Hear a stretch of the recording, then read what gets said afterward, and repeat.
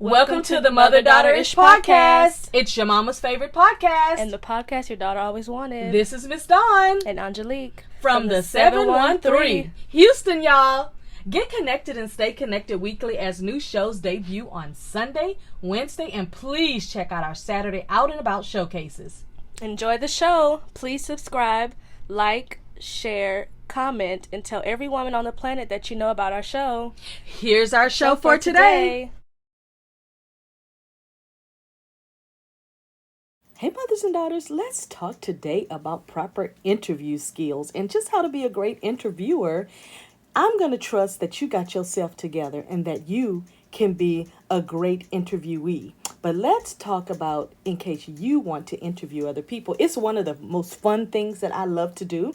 I love talking to people. I love asking questions. I love being very direct and very clear about what I'm asking them so that there's no confusion about what's going on. So as you just saw on the screen, the respect part, when I'm interviewing someone, I give them the utmost respect. I am a conversationalist interviewer, not a question number 1. Where did you grow up? Question number 2. How did you get there? I don't like those kind of things. I like to weave what I want to know in the conversation so they can send me, because I'll always say, give me at least 3 highlights that you do not want me to forget to bring up during our conversation. And so it looks so natural, because when you look natural, then people can get more interested because they feel like they're kind of peeping in on a conversation that's already happening, which can make things very, very exciting. And so one of the things by giving them respect is asking that question so that you don't forget anything. Because I'm going to tell you right now, I've been interviewed a lot of times, and there are times that I have to put my little 3 notes even next to my computer just to remember what I want to make sure that I say before I get off. It could be sound bites. I have sound bites for everything. So if it's for business, if it's for travel, it's for whatever, I have sound bites for everything. So if you ever just hear me repeating something and you go like, that's her mantra, that's really my sound bite, because I'm wanting to plant that in your memory so that you know, okay, that she always says that. Or that's kind of like her MO of what she talks about. So, giving the interviewee respect is one of the highlights of you wanting them to return because it helps you, them wanting to return because it helps them. People want to come and be interviewed to promote their products, to promote their service, to promote anything that they want to have other people to tap into. Typically, unless you're a extra commentator, you're not going to just be showing up at particular shows. Now, there was an incident that happened with Kelly Rowland, and I'm not even going to say Kelly Rowland from or with, I'm going to say Kelly Rowland, because I don't know if you've seen her new movie this weekend, but Mea Culpa was a really good movie. Now, it was good in one way, but for me personally, not good in another way. It was good in a way that I love her acting. I love to see her more, and I love seeing her being the lead, and I'd like to see her in the lead of something else. I say put her in the next Black Panther, okay? Put her in the next Black Panther, something major like that. I would love to see it because I think her acting is impeccable, and I don't care who people compare her to. All the folks that they're comparing her to can't even minusculely compare to her acting, because the people they're comparing her to, they can't act worth 0. They may have everything else, but they cannot act 0. So I love how respectful she was at every turn, where they kept asking her questions like, well, this person has new music coming out, and what do you think about that? And hey, remember when you were in this particular group? And I mean, just showing pictures and all that. Now, I think because Kelly Rowland is so professional and respects herself and things, that she probably is not the type that will say, well, give them this list of what they can't ask me. I think she's one of those, look, I'm a Houston girl. I think she's one of those Southern Houston girls like me that look like, hey, ask me whatever you want, because I know in the back of my mind you can ask me whatever you want, but that does not mean that I am going to answer to you. So feel free, absolutely, to ask me whatever you want to ask me, but please don't be shocked if I say, that has nothing to do with what we're doing. Just like I shared with y'all a couple of days ago about a lady who needs me to do something for her work wise, and then she asked me, well, are you a Trump supporter? Because if you are, you may not like what I'm getting ready. And I just was like, I said, well, ma'am, what I do in my personal life and actions that I take in my personal life has nothing to do with what you need me to do for you professionally. So if you can't separate the two because of what people do in their personal habits, as long as it's not hurting you or anybody in the world, then I really don't understand the question. So that's kind of how I am. But Kelly, she mastered that. And I just don't get why, these interviewers would even ask her these type of questions, because they should be planning every step of the way. They should know that from past interviews that she does not like being put in the shadow of anyone, because again, the girl is trying to make her own way. She's already proven that she can stand out as a beauty. She's already proven that she has a beautiful voice and she can stand out by herself. She's already proven that she's a family woman. She's got a husband and children, or child. I don't know how many she's got because I don't follow her like that. But she's already proven that she's really into the fashion. If you go to her website, and you'll see some of the photos in this, but she's already proven that she is who she is, and she makes no bones about that. And so I think that if you're going to interview someone, you should plan every step of the way, meaning look at other interviews that they've done.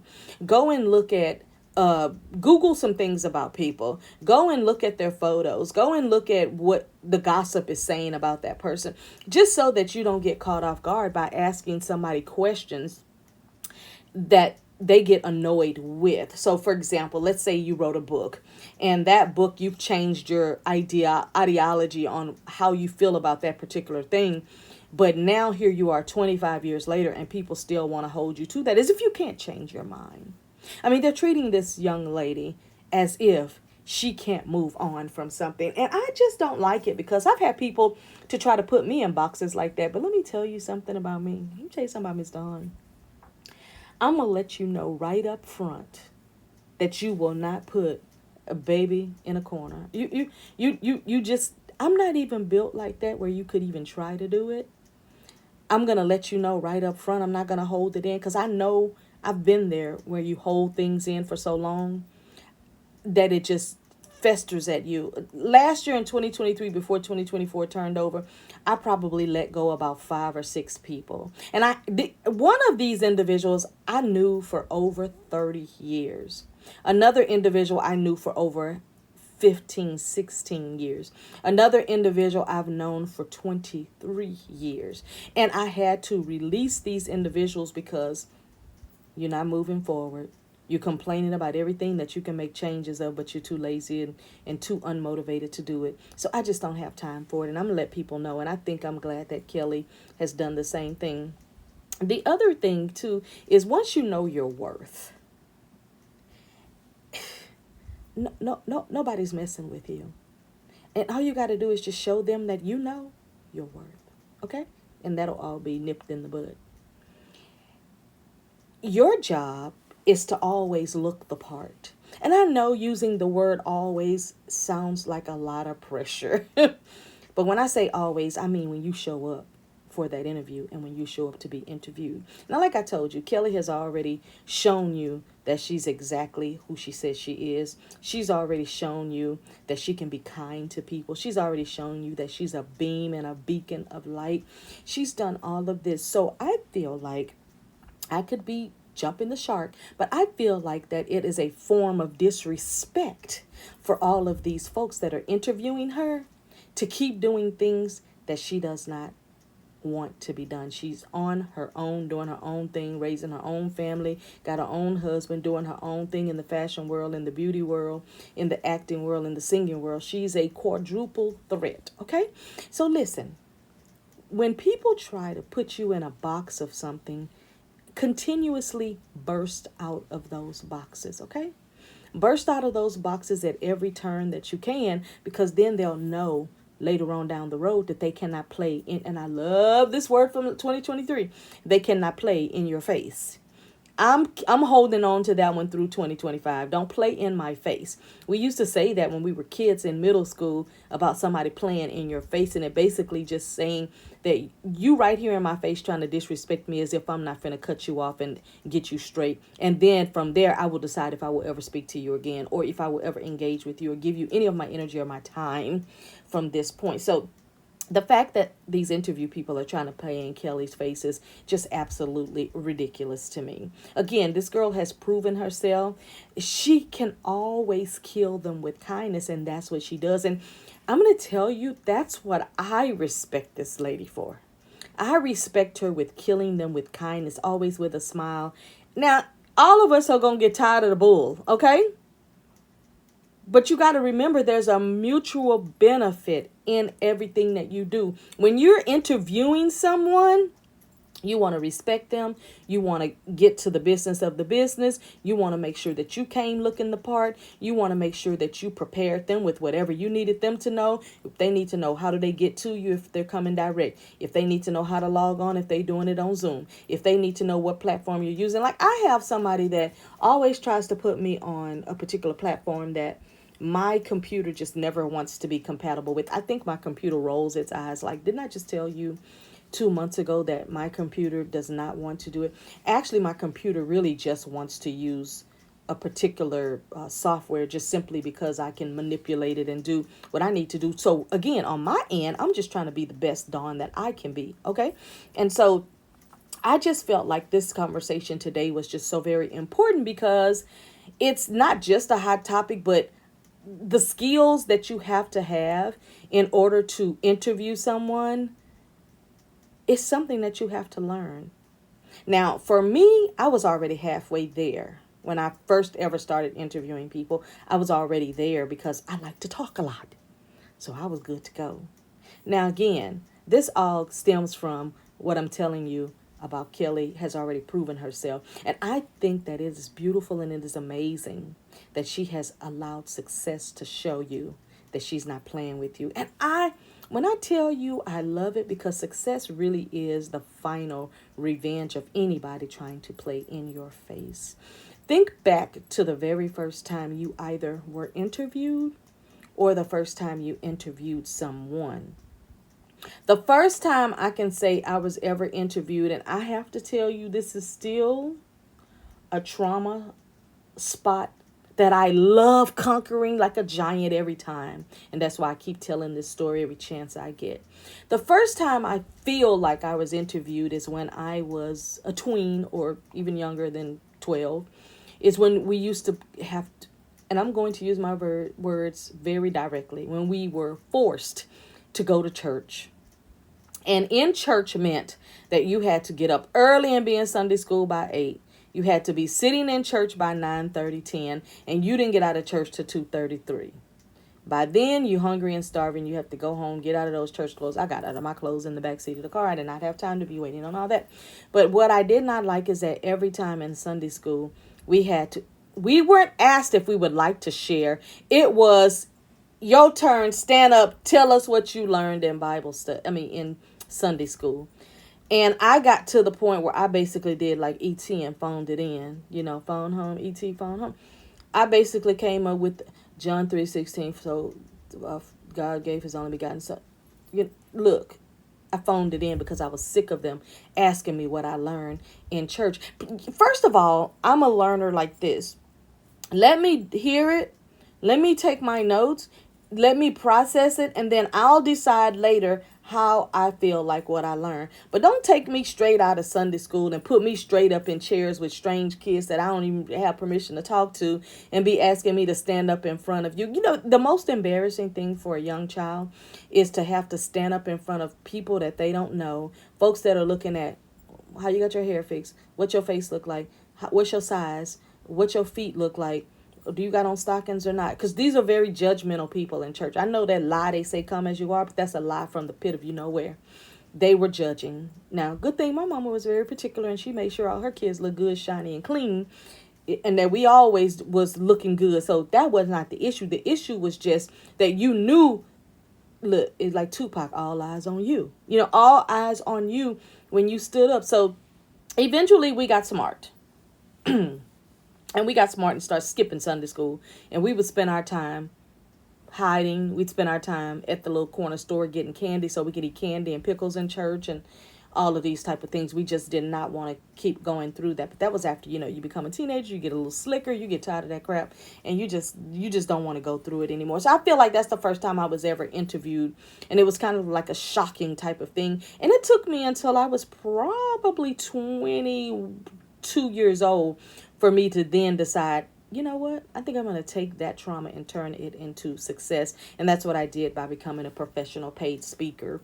And then I could train people. I could speak. The least amount of people I've spoken in front of has been a handful, maybe 3 to 5. And the most amount of people I ever spoke in front of was 5,000 individuals. And so for me, I know we have to get all these demons off of us and all of this trauma and all of these type of things that we call trauma off of us, but it is something that you actually have to do the work on. And for the interviewee, that's their job, is to figure out where their spots are of what they can do. So to learn how to be more engaging, guess what? The interviewer needs to be engaging as well. So you see, like this photo that we're looking at, they're both really into each other. And if you can avoid all these little tactics that people tell you should do, like when it gets interesting, make sure you lean in, buck your eyes up no. Train yourself to engage with people naturally. Stop learning from robots. And when I say robots, I don't mean it literally, I mean it figuratively, because people are trying to train other humans to be robotic. Like, what I'm telling you is to get some self-improvement going on, is to get you some personal and professional development going on so that you can develop the skill naturally. I have literally interviewed people where I did all my homework on them. I told them, hey, I do interviews in a conversation style. I know how to weave in things. I have your 3 highlight points. I'm not sending you any questions. And they're like, okay, cool. I like that. Got them on the phone, and it never fails.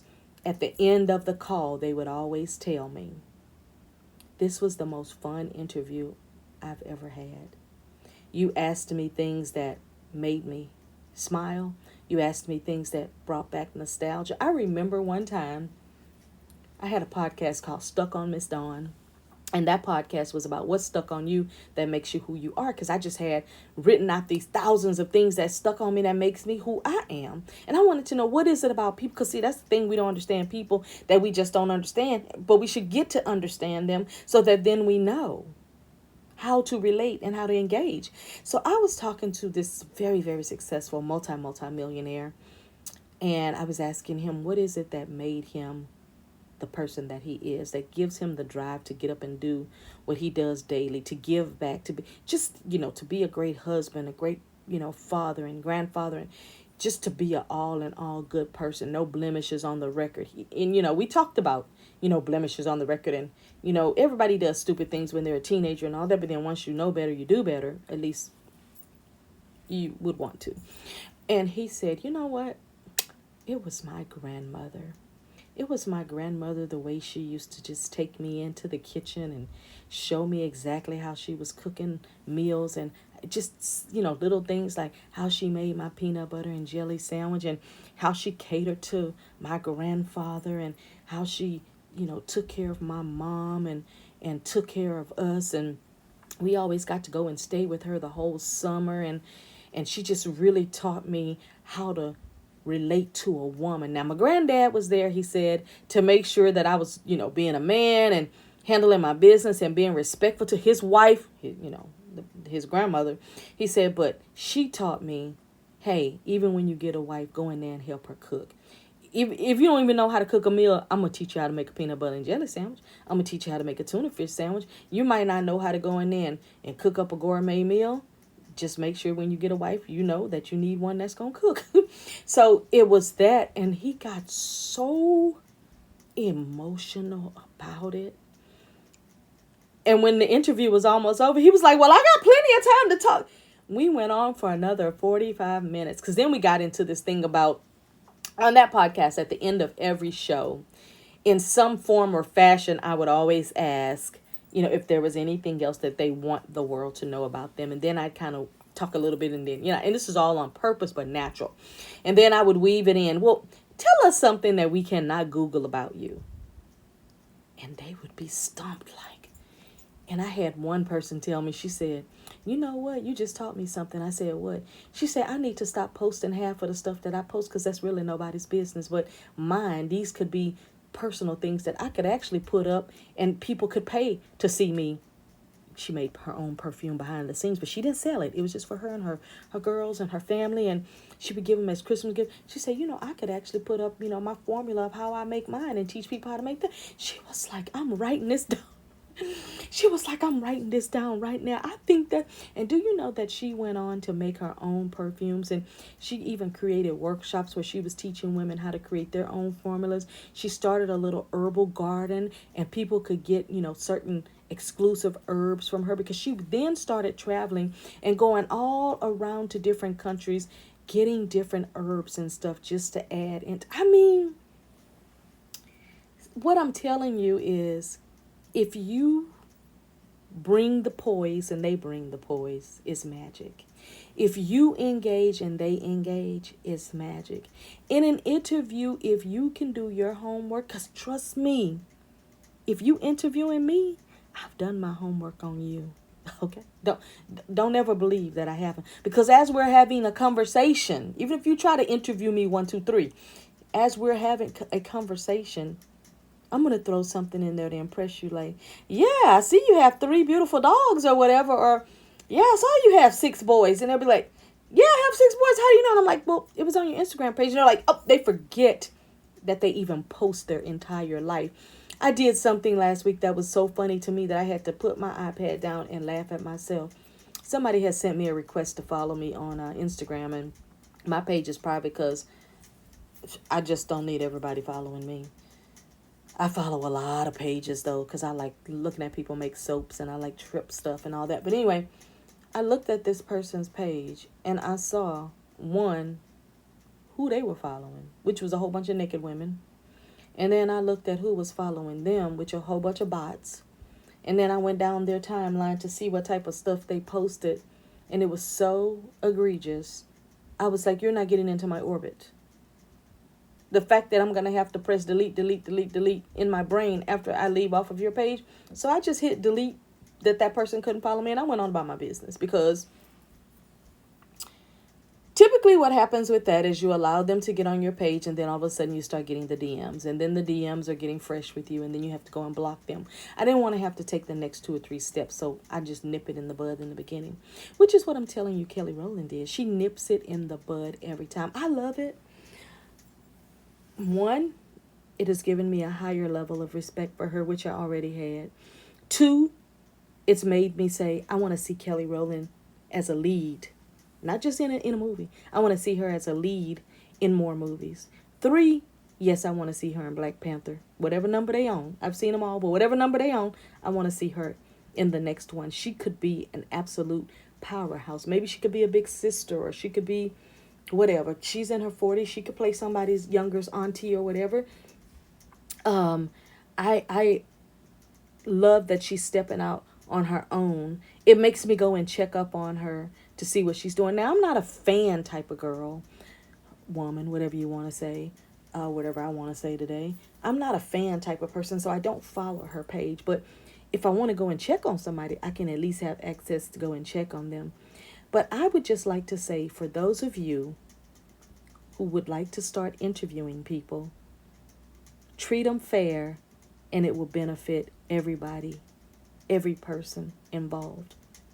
I would like to say, for those of you who are super, super, super nice, like some of us can be, like I tell you, she's a homegrown Houston, Texas, Southern girl. So she going to be as nice and as sweet as she can, because she knows, sweetness will get them every time, okay? I would say, for those of you who are being interviewed, just kill them with kindness. There's nothing more to say. Kill them with kindness. You don't need a snappy comeback. You just need a very direct, sweet little statement. And then let's move the interview along. I love in one of her interviews, she clearly said, I'm so happy that that's happening for that person. But I'm here to promote my new movie, Mea Culpa, produced by Tyler Perry, that's going to be on Netflix. it actually, because I respected her for all of what happened this week, and I don't know what happened in the dressing room, I can put two and two together. It's going to equal four. I can see from her facial expressions that they try to set her up to try to make it seem like she was a mean girl. It ain't going to work, baby. Everybody that knows this girl has said that as a professional, she is professional. Now, what she doing in her private life, that's her business. She can do whatever she wants. She ain't got to be on 10 all the time. She can be on 3 today. It don't matter. It's Saturday. Whatever. So listen. Kill them with kindness. Keep your smile on your face. Not those fake ones. I'm talking about where you so comfortable. Because every smile I've seen on her face is so comfortable and so real. Now, what she's saying in her mind, that's her business. What she doing later, who she cussing out, that's her business. Who she complaining to, hopefully it's her husband, because that's her husband and that's who she should be masterminding with and telling those type of things to, not anybody else, not even a best friend or anybody. Just keep it in your household. But I just respected her more than it made me go and watch the movie. Now, the movie to me was very predictable because it's a Tyler Perry movie. I don't like his productions. I never have. Just my personal opinion. But because Kelly Rowland was in it, she actually gave him some points through me. Okay? If she was not in it, I wouldn't have went to see it. Now, I know the young man that was in there, Devontae, was good looking, but that wasn't enough to keep me. That's my show today on interviewing. Bye.